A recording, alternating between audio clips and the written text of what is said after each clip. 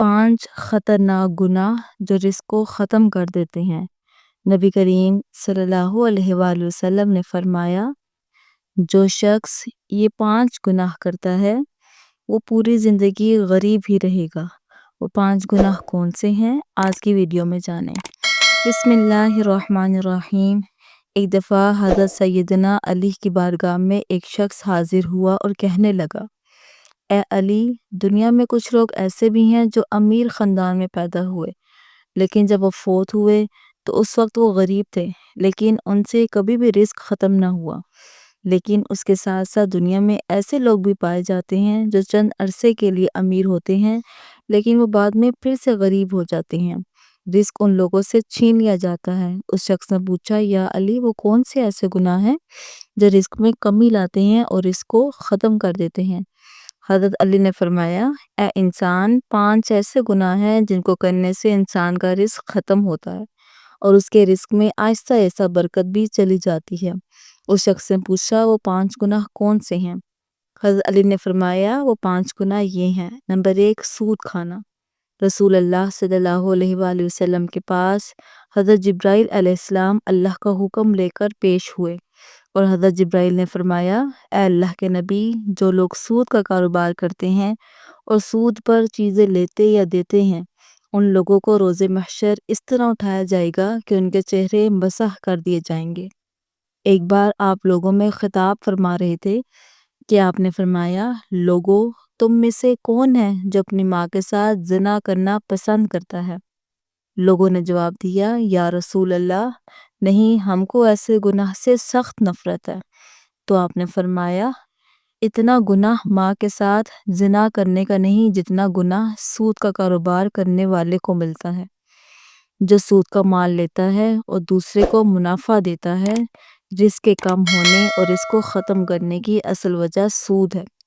حضرت شیخ سعدی فرماتے ہیں کہ ایک بار میں ایک نیا مکان خریدنا چاہتا تھا اور میں اس مکان کی تلاش میں تھا کہ ایک شرابی میرے پاس آیا اور کہنے لگا، حضرت، فلاں محلے میں ایک مکان ہے جو بہت خوبصورت ہے، آپ نیا مکان ادھر ادھر تلاش کرنے کی بجائے فلاں مکان خرید لیں، میں بھی اسی محلے کا ہوں، اس طرح میں آپ کا ہمسایہ بھی بن جاؤں گا اور اس مکان میں کوئی عیب بھی نہیں۔ حضرت شیخ سعدی فرمانے لگے، اے نادان بندے، اس سے بڑا اور کیا عیب ہو سکتا ہے کہ تو میرا ہمسایہ بن جائے، کیونکہ تو سود کا کاروبار کرتا ہے اور سود سے بڑا کوئی عیب نہیں۔ یہی تو سب سے بڑا عیب ہے کہ وہ مکان لینے سے تو میرا ہمسایہ بن جائے گا۔ اگر وہ مکان مجھے مفت میں بھی ملے تو میں ایسا مکان کبھی بھی نہ خریدوں۔ حضرت شیخ سعدی نے فرمایا، تیرے مرنے کے بعد اس مکان کی قیمت 10 گناہ سے بھی زیادہ بھر لوں گا۔ نمبر 2، حضرت علی نے فرمایا، دوسرا سب سے بڑا گناہ، تم کسی نیک اور پرہیزگار عورت پر الزام لگاؤ یا تہمت باندھو۔ قرآن کریم میں اللہ پاک فرماتا ہے، جو لوگ نیک عورتوں پر تہمت لگاتے ہیں، وہ عورت جو ہر وقت میری رحمت کی آغوش میں رہتی ہے، جن پر ہر گھڑی میری رحمت کی بارش برستی ہے، وہ نماز ادا کرتی ہے، باپردہ رہتی ہے اور متقی ہے۔ جو لوگ ایسی عورتوں پر تہمت لگاتے ہیں، مجھے قسم ہے اپنی ذات کی، میں اس وقت تک ان لوگوں کو معاف نہیں کروں گا جب تک وہ نیک عورتیں ان کو معاف نہ کریں جن پر انہوں نے تہمت باندھی۔ جس طرح ماں اپنی اولاد کے خلاف ایک لفظ بھی سننا پسند نہیں کرتی، اسی طرح اللہ پاک اپنے نیک بندوں کے خلاف کوئی بھی لفظ سننا پسند نہیں کرتا۔ حضرت عیسیٰ علیہ السلام کے پاس ایک بوڑھی عورت آئی، اس نے کہا، اے عیسیٰ، میرے شوہر 30 سال پہلے فوت ہو چکے ہیں، میں ان سے بہت محبت کرتی ہوں۔ اب ہر روز میرا شوہر میرے خواب میں آتا ہے اور میرے خواب میں آ کر مجھے کہتا ہے، میری قبر پر آ کر میری قبر کو کھود کر دیکھو۔ ہر روز میرے خواب میں آ کر یہی کہتا ہے کہ ایک بار میری قبر کھودو اور میرا چہرہ تو دیکھو۔ اے عیسیٰ، میں بہت ہی دور سے چل کر یہ مسئلہ آپ کے پاس لے کر آئی ہوں۔ حضرت عیسیٰ علیہ السلام نے کہا، آؤ، میں بھی آپ کے ساتھ آپ کے شوہر کی قبر کھودنے کے لیے جاتا ہوں۔ وہ دونوں اس قبرستان پہنچے جہاں اس بڑھیا کے شوہر کی قبر تھی۔ قبرستان میں جا کر حضرت عیسیٰ علیہ السلام نے فرمایا، بتاؤ، تیرے شوہر کی قبر کون سی ہے؟ بوڑھی عورت نے ہاتھ سے اشارہ کرتے ہوئے کہا وہ قبر ہے۔ حضرت عیسیٰ علیہ السلام قبر پر کھڑے ہو کر اللہ سے رو کر دعا کی۔ دعا کرنے کے بعد آپ نے فرمایا اے قبر کے اندر سونے والے، اللہ کے حکم سے کھڑا ہو جا۔ اس قبر سے ایک ایسا انسان اٹھ کھڑا ہوا جسے دیکھ کر بڑھیا نے زوردار چیخ ماری اور بے ہوش ہو کر گر گئی۔ وہ کھڑے ہونے والا انسان کا جسم تو انسان نہیں تھا، پر اس کا چہرہ مسح کر دیا گیا۔ جب تھوڑی دیر کے بعد اس عورت کو ہوش آیا تو آپ نے اس زندہ ہونے والے انسان سے دریافت کیا تو نے دنیا میں کون سا ایسا گناہ کیا تھا جس کام کے بدلے تجھ کو اتنی بڑی سزا کا سامنا کرنا پڑا؟ اس نے جواب دیا اے اللہ کے نبی، مجھ سے ایک گناہ ہو گیا جس وجہ سے میرا چہرہ بگاڑ دیا گیا۔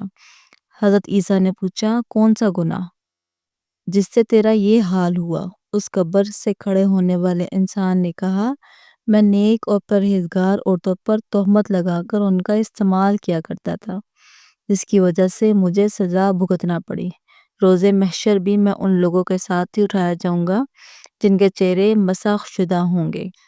نمبر 3، حضرت علی نے فرمایا اللہ تعالیٰ کو کسی کا شریک ٹھہرانا بہت بڑا گناہ ہے۔ اللہ کے ساتھ کسی کو شریک مت ٹھہراؤ، شرک مت کرو۔ روز محشر ہر گناہ اللہ معاف کر سکتا ہے، لیکن اس کے گناہ چاہے آسمان و زمین میں موجود ہر چیزوں سے بھی زیادہ ہوں، مگر اللہ اس انسان کو چاہے تو معاف کر دے گا، لیکن شرک کرنے والے کو کبھی معافی نہیں ملے گی، کافر لوگوں کی کبھی بخشش نہیں ہوگی۔ نمبر 4، کسی پر جادو کرنا۔ کسی کا جینا حرام کرنے کے لیے، کسی کی خوشیاں چھیننے کے لیے اس پر جادو کرنا کہ اس کے پاس فلاں رزق کیوں ہے، اس کو جادو کے ذریعے ختم کر دینا۔ حضرت علی نے فرمایا جادو کرنے والا انسان دائرہ اسلام سے خارج ہو جاتا ہے، اور جب کسی جادوگر کی موت ہوتی ہے تو وہ کافر اور مرتد ہوتا ہے۔ جادوگر کی موت کبھی بھی حالت ایمان پر نہیں ہوتی۔ نمبر 5، کسی کو دکھ اور تکلیف دینا بھی سب سے بڑا گناہ ہے۔ کسی کو دکھ دینا، کسی کا جینا حرام کر کے خود خوش ہونا، کسی کو رلا کر خود خوش ہونا، یہ بھی ایک بہت بڑا گناہ ہے جس سے ہمارا رزق ختم ہو جاتا ہے۔ حضرت علی نے فرمایا ان 5 بندوں سے اللہ پاک روز قیامت سخت حساب لے گا، اور دنیا میں ان 5 بندوں سے اللہ پاک رزق چھین لیتا ہے۔ اللہ تعالی ہمیں دین کی مکمل سمجھ نصیب فرمائے اور ہمیں نیکوکاروں میں شامل کرے، آمین۔ ناظرین کمنٹ باکس میں اللہ تعالیٰ کے 99 ناموں میں سے ایک نام ضرور ٹائپ کریں۔ ویڈیو اچھی لگے تو چینل کو سبسکرائب کریں، ویڈیو کو لائک کریں اور دوسروں کے ساتھ شیئر کرنا مت بھولیں۔ السلام علیکم ورحمۃ اللہ وبرکاتہ۔